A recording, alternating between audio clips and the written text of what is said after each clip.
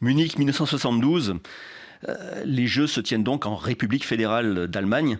C'est un succès symbolique pour l'Allemagne de l'Ouest, un succès symbolique parce qu'il doit effacer le souvenir des Jeux nazis de Berlin en 1936. Et ils doivent aussi affirmer la supériorité de la RFA sur la voisine et concurrente politique, la République démocratique allemande. RDA qui est arrivée devant la RFA au classement des nations depuis les Jeux précédents. Mais finalement, le bilan d'image sera au contraire catastrophique pour la République fédérale d'Allemagne, qui non seulement reste derrière la RDA au bilan des sportifs des nations, mais surtout affichera son incapacité à répondre à l'une des pires crises de l'histoire des Jeux Olympiques, avec la prise d'otages d'Israéliens par le groupe terroriste palestinien Septembre Noir, au corps même du village olympique. Le drame puise ses origines dans la guerre des 6 jours entre Israël, l'Égypte, la Jordanie et la Syrie, quelques années plus tôt, puis dans la conséquence de la décision de l'ONU qui oblige Israël à restituer les terres conquises et lui permet d'occuper les territoires palestiniens.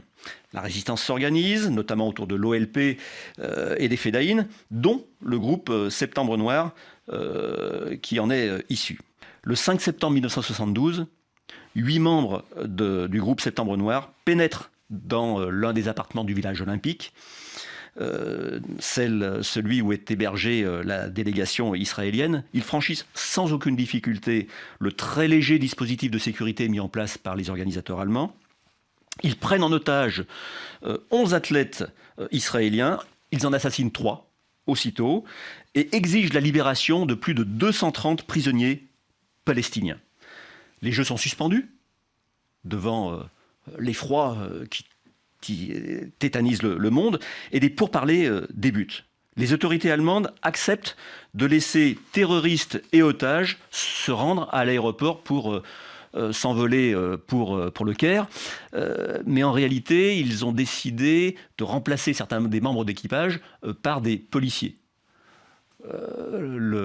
L'action est assez grossièrement préparée.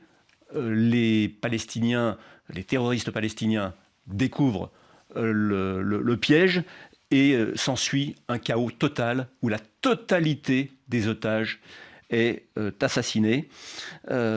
Plusieurs terroristes sont également tués. Mais pour Avery Brundage, le président américain du Comité international olympique, The Games must go on, et les Jeux reprennent dès le lendemain.